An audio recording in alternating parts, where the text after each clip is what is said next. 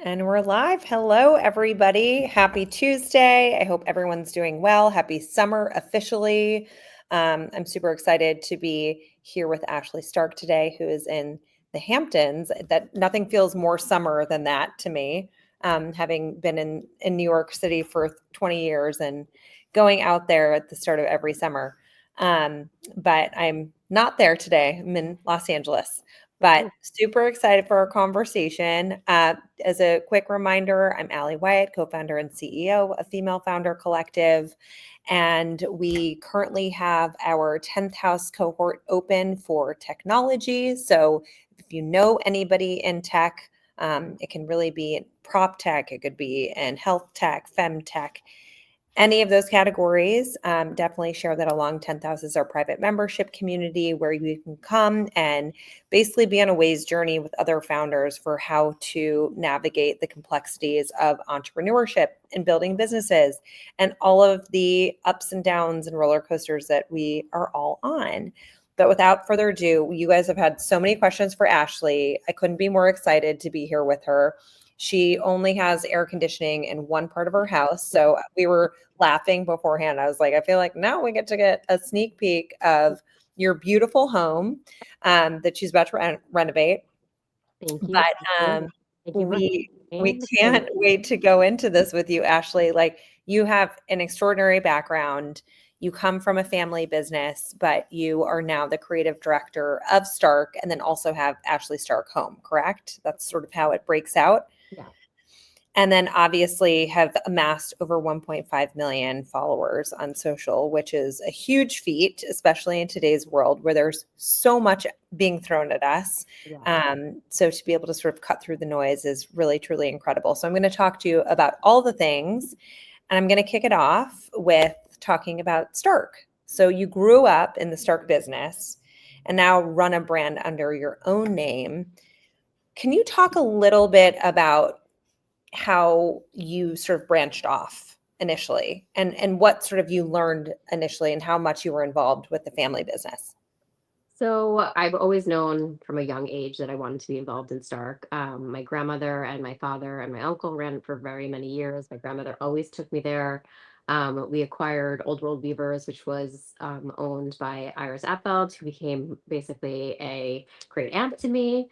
They I didn't even feel like there was a choice. It just was something that I've always wanted to do. I got to learn from the greats. They really taught me everything that there was to know, and I feel like I was had these two very strong females, Iris and my grandmother, pushing me and paving the way for me. And they basically taught me how to be in this at the time very male dominated world, and help me find kind of my voice and my path. So for many years, my company Stark has been around for 85 years. I just kind of 85 stayed in my years. room. Yeah, 85 years. Family, I'm the third generation. I run it with my cousin Chad. We do very different things. It works out perfectly. I'm all creative marketing, and he is all business, and it just works really well. So basically, I've always been doing the designing for Stark for a very long time. 15 plus years. And everybody always kept saying, do your own collection, do your own collection. And I kept being like, it is my collect like this is I'm Ashley Stark. Yeah. This is Yeah. all Stark. So I didn't feel the need to put my name on it. And basically I got thrown into the Instagram world. Um, I started it really as like a Pinterest page to, I was doing all the designing, and like I'm inspired by travel and by other designers, and Instagram was this world that I could keep organized and keep all my inspirations in one page. And then all of a sudden, one day I woke up and I looked at my husband, I'm like, I have 10,000 followers and I want to do something with this. This is wild. People are like loving what I'm posting and my point of view. And it was really like, it's just was a natural transition for me. So that was the first step of my journey onto something And this was on outside of. Pinterest or on No, Instagram? it was on Instagram. I was using it. Yeah. It was before Pinterest. I was using it as kind of a Pinterest organization tool for myself, just what was inspiring me at the moment, what designers I was liking and what designs. And it was just my inspiration basically and what was Yeah. inspiring me. So that was the first step to my own little something. And then it just exploded. It was like, I woke up like 6 months later and it was 50,000 followers. And then like the rest of it went so super fast. And then I got to work with all these great brands and people were reaching out to me to design lines and collaborations and all of these things. And I got to work with a lot of great brands. And in the middle of COVID, our community was lucky enough to see an explosion. And I just sort of thought to myself, I'm like, okay, well, maybe now's the time. Like, I know the world's in a weird place. I'm home. I have all this time. Why don't I just go for it? Instead of like doing a line for somebody else, why don't I just do it for myself? Everybody's been saying for years. So Yeah. that was sort of the impetus to get me to launch my own company and finally put my actual name on the carpets that I was already designing. But, I said to my father and my uncle, I was like, I want to design a line that is a little bit more reasonable, more Mhm. obtainable, and give people the chance to have Stark at a more reasonable rate. Like some of our rugs were like $30,000. I was like, let's be 5,000, and Yeah. be at a different price point and let's make it available to everybody because, the trade was still very strong. And then on top of it, one of the biggest things about my Instagram is people would come and say, where do you have this? Where did you get this? Where did you get this? And I felt like I could start this website and I could direct people to it and then give them an opportunity to be able to get a piece of me. I love that. And in terms of, I have two follow-on questions for this amazing story because actually, Ashley, like this is sort of weird, but I followed you, I think when you had like 2,000 followers initially on Instagram. That's amazing. And we would actually like share stuff back and forth. It was not under my name. And then I saw you just grow and grow and grow. So like I was such a fun like backseat getting to watch this you blossom and like so many people start to follow you because I've always loved your taste. But one, in terms of Instagram, like did you make a concerted effort to say like I'm going to post every single day or like did you have a strategy in mind initially or were you just like I'm going to use this like you said as a filing system and I'm just going to post whatever I feel like posting? Like was there any sort of initial thought behind it when The you first initial started? thought process, no. I had just had my first child. I like was a little bit, as you know, mom brain, scatterbrain, and it really Yeah. was a way for me to stay organized.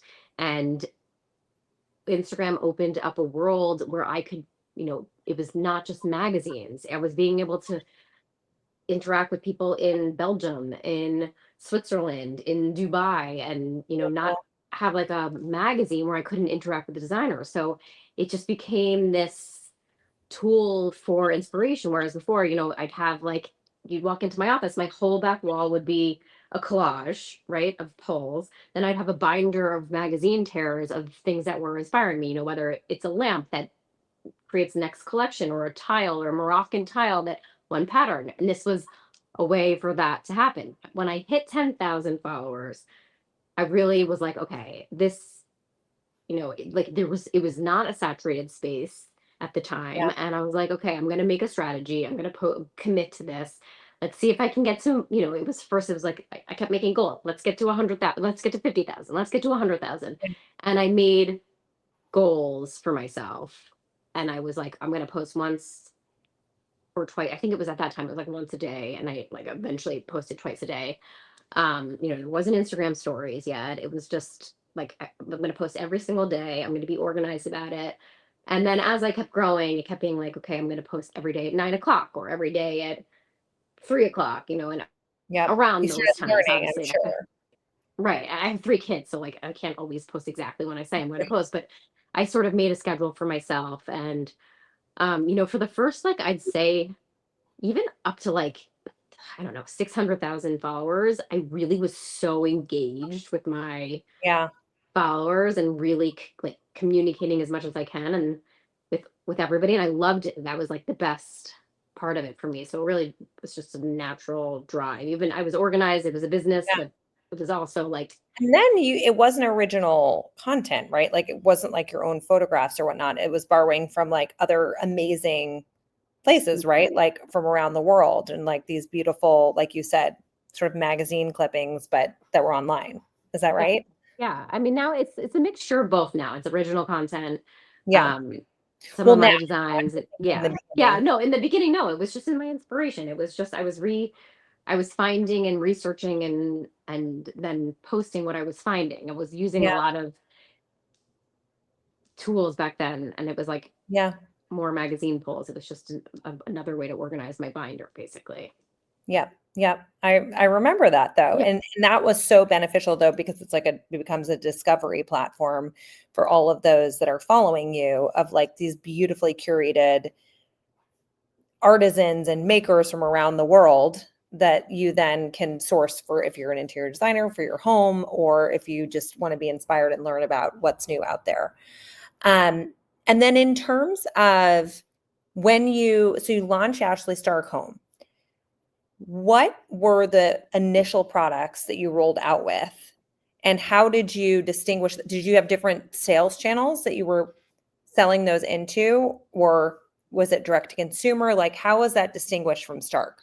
Yeah, it was always D2C. We always wanted to do that. And basically, we launched with rugs and some tabletop because I felt like I was getting a lot of people were asking me. I love to entertain. They were asking me where everything was from. Yeah, So like, why not just make it shoppable through our website? And then I had this like crazy by chance encounter with Diane James where I was on, I have this second home where I'm sitting in now. I'm lucky enough to have, and we don't come out all that much in the winter. And I asked her, I was like, I have this arrangement in my mind. Can you help me put this together? Like, I know you do faux flowers. Like, every time I come to my house, I love having these big branches. So yeah, I designed this like bunch of branches in this antique vase that I had found at one of the flea markets in Paris. And I like everybody that came over was like, "Oh my God, your branches are amazing." I'm like, "You're never going to believe this. Like, these are faux flowers I designed with Diane James." So it just kind of like a natural happened. And then we ended up doing this big collaboration. We're in like our fifth year. It's one of their best selling collaborations that they've ever done. Um, People come to my house and they're like, "Oh my God, who's your florist?" I'm like, "No, no, these are all Ashley Stark Home that's amazing. available. You don't have to worry about them." So that was like an unexpected product category that I got myself into. And for these new product categories, did you find that you had to sort of unlearn anything that you had known from Stark, or were there any surprises in terms of new ways to market to the customer or sort of reactions or customer life cycle tied to those, right? Because with carpets, it's a very different, I'm sure, like it's a very different life cycle, right? Oh, I can tell you anything you want to know about carpets. I can pretty much, part of like my job is picking things that I think are going to sell, are going to do well, that people are going to want to Yeah, use in their home. I can tell you anything about that. I like will go into a design meeting with certainty and say, this one, not this one, not that one, and do it. The tabletop world, while I love to buy and be a consumer, was a little bit more difficult to break into because like of more of like the technicalities behind it, like drop yeah, shipping, who's storing it. Like, for me for carpets, it's like I have a warehouse in Georgia, like they'll yeah, ship it all out in Calhoun, and the whole series. I've been working on that my whole life. So this was a little bit more intricate. And then, it was not like I happen to love a lot of small artisans. It was harder for me to sell online. So that became more of a challenge for me than I thought it was going to be, finding brands that I could partner with and sell on my website yeah. that I loved. So I was able to curate a very small collection. I would have loved it to be larger, but it was very hard for me to find good partners. Right, right. And in terms of the sort of logistics of it, how did you, given your expertise and your company's expertise historically has been around carpets, right? And like the warehouses for those, the all of the logistics around that, which is I would venture to guess, given they're so heavy and they're so large, it's going to be very different than some of the other items that you're talking about. How did you start to educate yourself around those things? And did you start to hire people in that knew more about those categories? So yeah, we hired in some people that helped us with some of the other categories, but honestly, we tried to work with companies that were dropship vendors because Yeah, it was just too much. I mean, 90%, it was 90% is rugs, and we have that down to a pat. Like I said, it's, one dish gets broken and it's a different world. We don't have that same kind of responsibilities with carpet. It's not yeah, generally that. So we ended up working with a lot of dropship vendors who took care of that. And it was just more right. like dealing with customer service, linking, making sure they understood which were like the best partners to work with, without sacrificing, because I wanted it really to feel like something you would find in my own home. Like every product that I had on Yep. there, I wanted it to feel like you could come to my house, have dinner, and that's what my dishes would be and my silverware. I want to go back to your social media following because I think again, like that's just been such an incredible platform and you continue to be as relevant as ever, which I think is so hard given how the landscape changes so quickly. How have you over time, like I'm sure in the beginning it was probably very core design users, right? Like people that were either in the industry or like they were professionals, right? How has your audience evolved over time and how have you evolved the content and been able to keep up with it? That's such an interesting question. Look, I mean, maybe to a fault, I really just post what I love, and Yeah, I kind of ignore the rest of it. And I think that's sort of the success of my page because there's no agenda. I'm yeah. really like fly by the seat of my pants, posting what I like and what's inspiring me at the moment. I went through a very heavy French molding phase, then I'm in an organic phase. When I was doing this house, I was in a very much a beach house phase. So that aspect of it, I think, like when I say to people, like, I'm managing the account, it's me. You're not when like you DM me, it's me writing back. I post every day, it's me posting them. Nobody has access to my account. So I think that's sort of the success. It's like, Is that still you know, happening today? still happening today. Wow. It's just me. So like, I have blinders on, and my dad, this is something that I learned from my dad.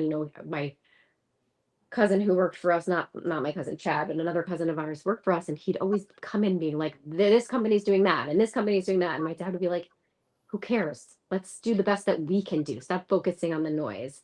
And I feel like I hold that to myself every day. Like I don't really know. I know what everybody's doing. I'm obviously relevant because I'm following people and looking to see what's going on Instagram, but I post what I like and what Yeah, inspires me, and not, I can't please everybody. So as long as I'm pleasing myself, I feel like hopefully you're getting a piece of me, and that's why you're coming to my page for my inspiration. And then I actually had like a few followers launch me basically into fashion, which has been like a total side project for me. If you follow me on my stories, I post a ton of my daily outfits. I was doing it for fun, and I had this interior designer actually who was like, "You need to do this more. I literally sign in every day to see what you're wearing. Can you please start posting your daily things?" So I like in the beginning was like doing it for her, and I love it, and it's become like such a fun thing for me. I love interacting with people. People ask me questions and I literally respond to them because I love it, and I love following other people. So I feel like that's really, I'm trying to you like, stayed and now like authentic. I was posting my trip. I was away last week, and the same person who pushed me to fashion was like, "Can you please do a YouTube channel? Can you please post more? Like I love these stories. You're showing where you are and like all this stuff, and give us like," I ended up like writing to six different people all the places that I went and recommended and where I was traveling. So that's like definitely on my radar. But I love sharing like my part of myself and what I'm doing during the day. I'm like, juggling three kids, two jobs, an Instagram. It's And I think that's one of the next questions I have in terms of, and it seems like staying authentic to you and what you like and who you are, not like trying to have a strategy, seems to be what works for you, which ironically is what, not ironically, but is actually something that we've heard from a lot of other people that have had followings that have persisted through time. They're like, I just do what I like.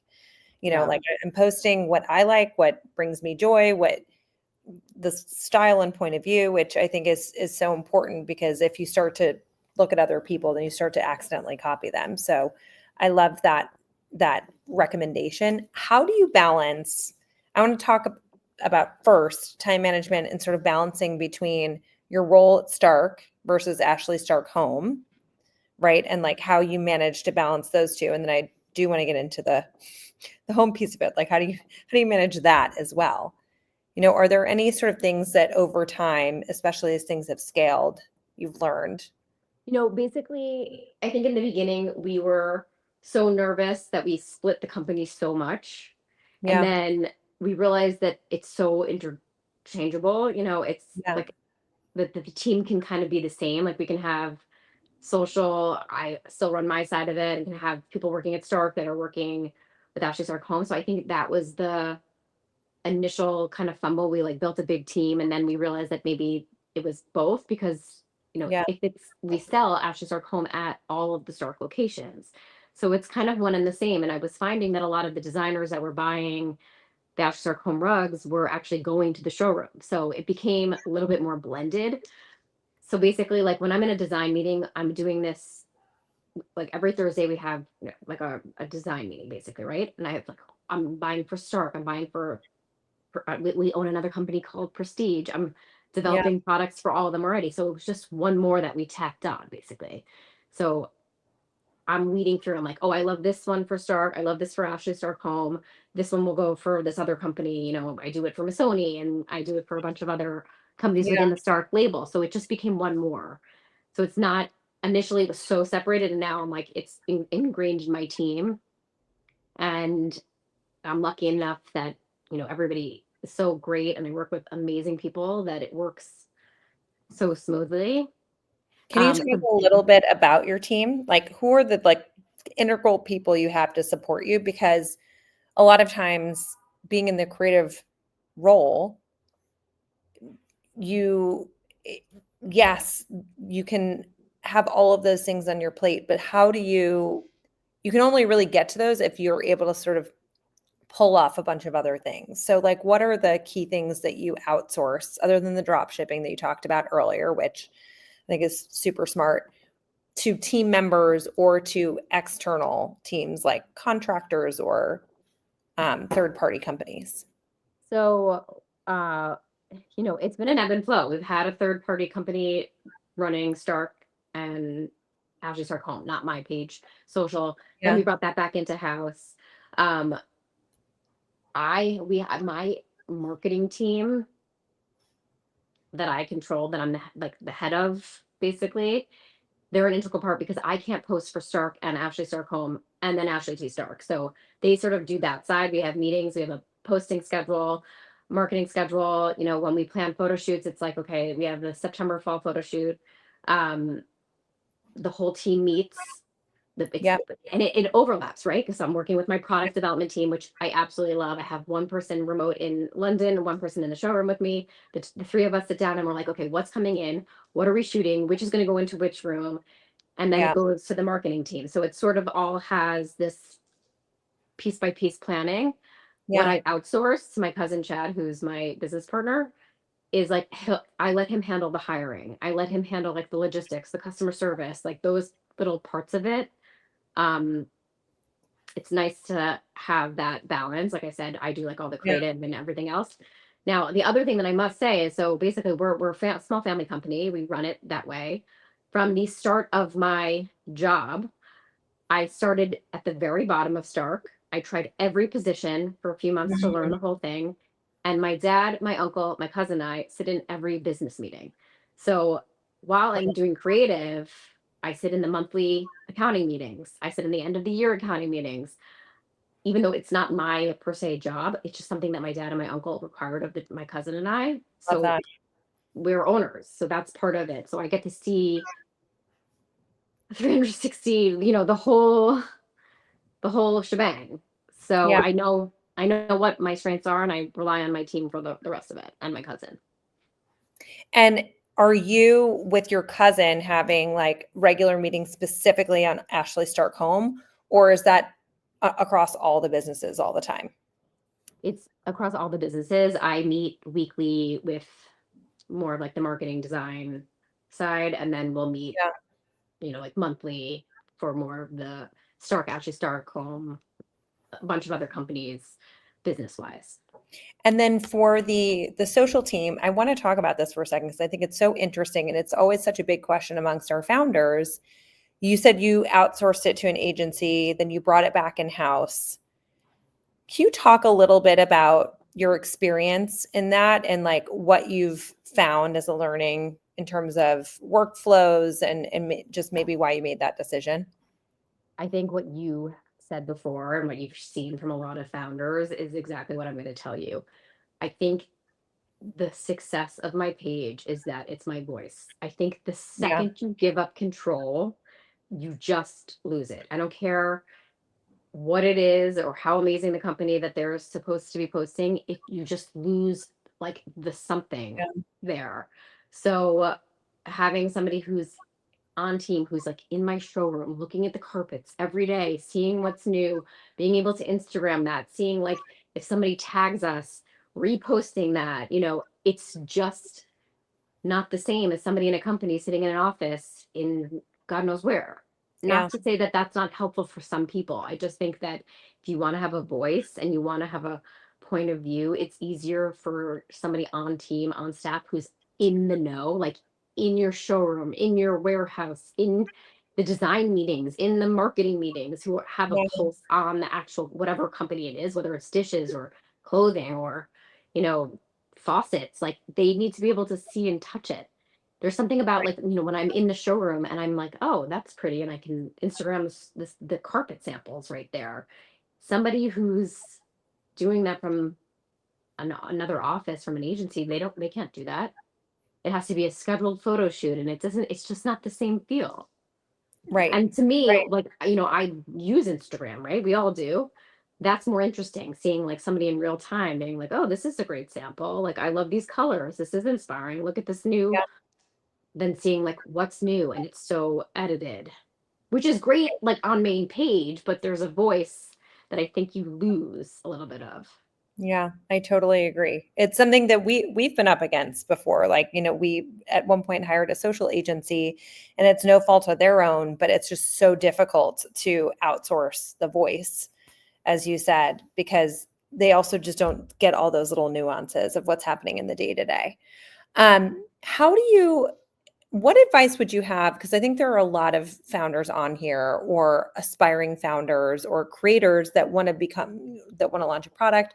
How do you balance creating all that, right? Like you're actually overseeing your own social page.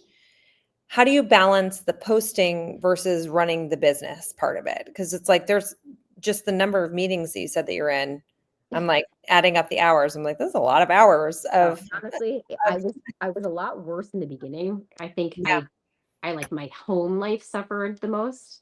yeah, And then I kind of, once my kids were like, put the phone down, like stop, I balanced it out more than yeah. I have in the past. And I've sort of just like, if I miss a post, it's not the end of the world. Again, like, which is, I think is goes back to being like a real person. Um,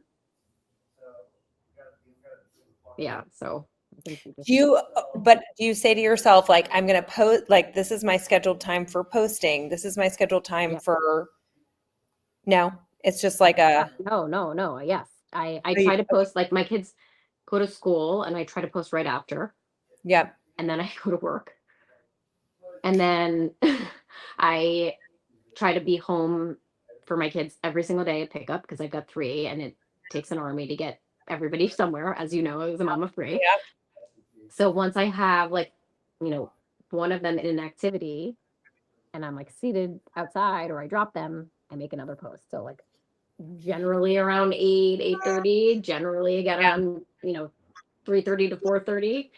And that's the schedule that I try to follow. Obviously, like I said, like there's some days that I miss it. I was just away for 2 weeks. I didn't post all the whole time. And, like now I have to, after we get off the call, I'm running to go pick up three different camps all over the oh place. my goodness. Um, so not always, but yes, I try to be organized like that. Then my team has a whole posting schedule. We Yeah, collaborate once a week. I'm very organized. I'm like, I want Ashley Stark Home to post Tuesdays and Thursdays. I want one of the posts once a week at 3 p.m. to be a collaborative post between the two of us. Every other week to be with Stark.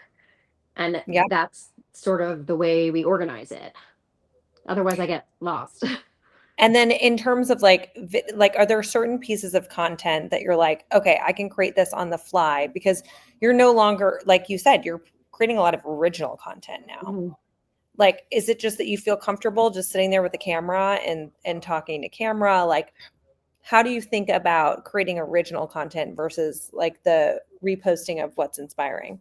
So I'm not a big talking to the camera person. I think the stories, Instagram stories, has kind of opened up to be more about like lifestyle and about my Yeah, travels and where I'm shopping and sourcing and all that stuff. So that's yeah, sort of more me and a camera like this, which like you'll see me in a store like going like this or taking pictures everywhere I go of what things I like. yeah, Then on my main page, we do 3 photo shoots a year. And then I do mini photo shoots of reels and yeah, styling videos. I try to again, like I try to keep everything very scheduled. One in the yeah. fall, one in the winter, one in the spring, and with little mini ones in between of just video content. And I just Got try it. to keep it organized. I also try to keep it around like what's new. I work since I'm on the product development Yeah, team or running the team. I know what's coming in. So like we'll sit 6 months in advance and say, okay, we know like these 8 amazing rugs are coming in October. Let's plan a photo shoot first week in yeah, November. yeah. I love that. So it's like already organized for you. No, Um, organizing it. yeah, yeah. Not But I organizing also part of love it. that Like you're we sit not down like, and make the that's plan what I mean. for the year, basically, I mean, knowing basing on when the rugs are coming in. right. Okay. Got it. And Because I like same think thing with like it's my always, Diane James photo, my Diane James flowers. Like I know yeah, that they'll, we just finally, obviously the tariffs, everything has been like a hot mess, but we're just finally in stock with the new spring launch. So now I'll do a photo shoot on all of it, showcasing that. So it's basically like on our little launches and then in between styling videos, and I'm sure working you're with batching it brands. too. Like, But I'm sure you're batching it too to some degree. So it's like when you're able to do those photo shoots, you're able to grab for some content yeah, for other time frames. yeah, well, yeah, of course. Yeah, we're grabbing, and then I'm like, out of the photo shoot, we're doing a brochure and marketing material, and it's, Yeah. you know, 3 to 4 months of posting, and then it's the same. I don't just do 1 day photo shoot. It's like becomes like a 3 day project where I'm shooting 1 day stills, 1 day restyling reels. The Yeah. third day, a mixture of both, the behind the scenes. So it's like you're getting content from all of that. It's like you said, it's less repurposed content. It's more original content. So like I'm Yeah. creating, it's all of that. And then I've been trying to do like some photo dumps of my life, which people are loving, interspersed with brands that I'm working with, fashion. Um, so it's a lot. And Yeah. That was a lot. But somebody I saw somebody that's wrote in super asking if helpful. I decide what I post in the morning or not. No, I literally fly by the seat of my pants. My Ashley Stark home page is very organized. My Stark page is very organized. My personal page, I like will wake up and be like, oh my God, look, I'm feeling like rust. And I will like go in a deep hole looking for like a beautiful rust colored room or rust colored accents. And then I Yeah. post or like and I usually have an idea of what I'm doing and it gets scrapped and I'm like, oh, I just saw this and this is like so inspiring to me and I love this, so I'm going to share it. And I'll post the other one later and then I never go back and I never post it because I found something else that's inspiring me. So I feel like don't overthink it is a big message here too for people. It's just like post what you love, especially because people are so passionate about whatever they are building. The other question I have, and sorry, I have a husband that is pacing back and forth outside of my office on a phone call. So if you hear him, No, it's um, okay. One child in the pool and we're getting picked up by my friend because the cams pick up and then I have to go get the other ones. So we'll wrap it up shortly. But the other question I have is around pricing, Ashley, because you talked about how with Ashley Stark Home, you wanted it to be a little bit more affordable, perhaps than Stark, or just to be in a different pricing positioning bracket. How have you approached that just in terms of your sales channels and how you're selling it, but also in terms of the customer, right? Like, is it the same customer that's buying both? yeah. Or how have you guys been able to sort of keep them in their relative price points and also build businesses around things that are in two different categories theoretically. Yeah, I mean, look, I just wanted to make it my vibe is a little bit more relaxed in Yeah, general, right? And you can see I'm sitting here on like a white couch in my dress. Like I just have this like I don't want to say quiet luxury because that's not even the right word, but it's just like yeah, relaxed vibe. My father that's and a my uncle, it just wasn't necessarily like the stark vibe. So this was a way for me to get in some different kinds of rugs that necessarily weren't the stark fit, and the affordability was something that I wanted. Look, it's not that it's affordable, it's still expensive. It's just not the high end. And I think that yeah, our clients really resonated with it. I think it opened us up to some new clients, which has been amazing. But I think people wanted this sweet spot of a price, that it's still nice. You're still getting star quality made at our same mills. It's just maybe we're yeah, doing, 80 knot versus 120 knot. We're using like 20% silk versus 80% silk. I mean, I'm getting technical with you, yeah, but I'm saying like it's the same exact quality. It just I was able to like beef it up and manipulate it so that it was more obtainable, I guess, and more like yeah, affordable and a little bit more casual than some of the Stark products. Some of a lot of our rugs are mohair. I mean, this is what I'm working with now: mohair, yeah, pashmina. Weaving in jute, metal, leather, shearling. That's what we're kind of known for. This special, but we had all of this amazing ability to do a wide breadth. There was no reason not to, and I just kind of pushed it, and um, it's what spoke to and me, and the product spoke to me. that hasn't diluted your customer base for Stark at all, has it?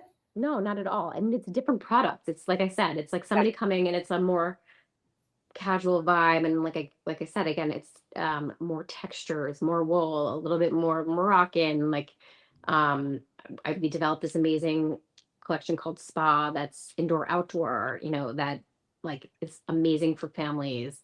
People love it. You can put it anywhere. Like so yeah, many, it's not even so many of even our fanciest clients have dogs, and they're like, "What do I do?" They're peeing. So this is like it's just more. It just opened us up to a different world, and I think that people really responded to it.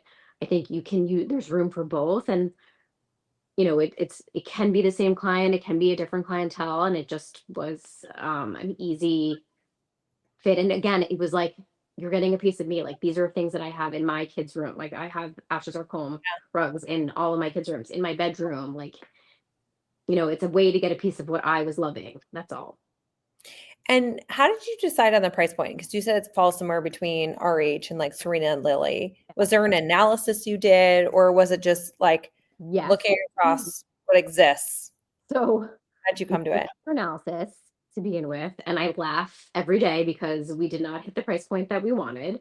Um, or that not that we wanted. We were told to hit a certain price point, and we went more than that because again, like I said, like I didn't want to take away from anything, even though it's like more well priced line. I wanted to keep the quality and use the same mills that I'm making the expensive stuff, and I just was able to tweak the products just to make it. I mean, like again, I'm going to get technical, but like the tighter the knot count, the more Yeah, expensive it is. So we loosened that up. We were very crafty in making it less expensive without sacrificing the quality. So basically, I wasn't upset that we were more than I had hoped to be, because I think I cared most about the product in the end and making sure that it was something that I'd be proud to have in my home, which is what I have. yeah, And that was the most important, and people really resonated because it's the number one selling collection at Stark of all time, and it's been a great success. And I like it's a passion love project for me. And like I said, I'm like in my own house, and I can't show my house yet because it's going to be published, but it's everywhere. yeah. And that was what this whole thing was about, was being able to give a piece of my style, what I'm loving, to everybody. I love that. And in terms of when you think about like an aspirational audience, what mistakes do you think founders make when launching a product to a more aspirational luxury audience that you would deter them from doing? Like, is there anything that you've seen out there happen and I think, mistakes you make? I think the biggest thing that I'm sure other people are feeling that I feel is just the home space is tricky, right? It's like it's super saturated. There's a lot going on. Everybody wants to do a collection, and like there are then these big box names like West Elm or some of them, and it's like our age, it's hard to compete. Yeah. So I think what resonates again is like staying true to your own voice, right? And to be a little bit more artisan and like be wary of, Yeah. like I like everybody's always like do a furniture line. I'm like, I'm so scared to do it because of these companies. Yeah. Yeah. But again, like I would go and I hear my dad's voice in my head and is like, block up the noise and do the best you can and focus on yourself. And that's the way you'll do better. Like, how can you don't look at like what they're doing, you focus on what you do and how you can do it better. Yep. So I would say, like, That. put on your blinders and go for it. Love it. And I guess the last question, Ashley, because this has been so helpful, and I know I've been like just grilling you on your social media and your teams, because I think everybody just really wants to soak up the incredible experience that you do have. But the last thing I would say is if you're starting a brand today, right? Like not 5 years ago, not 20 years ago, what is the number one thing you would do to try to be successful in starting a brand from scratch? Okay, so if I could do it over again, I was like more, like more Yeah. product lines, more this. Like I wanted to start so big, and I Yeah. don't think that that necessarily was necessary or the right way. Again, like I had a hard time with tabletop than I thought I was going to because I like loved all these brands, but then like I said, like we didn't want to inventory because it's too hard. We were scared of getting it damaged and all that. I think we could have launched with just rugs and then Mhm. organically grown larger. I mean, the Diane James was again an organic thing, and I don't regret it. It's been amazing, and I'm obsessed with all my flowers, and it's been one of the best, like I said, one of the best selling collections for them. I just think you don't need to do everything at the beginning, and I think that is what I would do over. I think I would start small, and I part of the things that we didn't talk about is that I'm basically like I do influencing on the side and I work with great brands and everybody always wants me to do a line. And I feel like it's been, I think, 6 years of being an influencer and really it's very much a side job. It's not like a small thing for Yeah. me. It's a very big part of my life right now. I think I'm not scared to say no. I have very big brands asking me to do lines and very quietly, like you guys are getting a sneak peek behind it, but I'm working on two collections. And I said to my husband the other day, I'm like, I just don't know if I want to do it. I think I'm going to stick with one and not do both. And they're very large, large brands. So, like, I think if somebody on the outside would be like, how could you say no? But I think what I've learned from starting this company is you don't need to do everything at once. I think that you can do what you do and do it well, and then bit by bit expand out. I And love I think the that. more focused you are, the more successful you'll be. Ah, such good advice and such a good thing to end on. So everybody stay focused. I struggle with it too, and I'm always trying to check myself because I think as entrepreneurs, we're also like, "Ooh, we could do this and this and this and Right. this," and For sure. you just Sure. get But you get excited and sort of your wheels get turning. But thank you, Ashley. Really appreciate the time. I know you weren't feeling well. You have 3 kids to go pick up. So go pick up those kids. And final reminder for everybody, 10th house, we have our applications open for our tech cohort. It's our private membership community. And it is where you get access to conversations like these and many others in person as well as virtually, and an ongoing chat 24/7. It's a great way to have a safety net when it comes to your founder journey. But thank you, everyone. Appreciate you being here. And Ashley, thank you again. Really appreciate you. And your home Well, is gorgeous. So thanks so much. Sneak peek. You never saw it. we never saw it.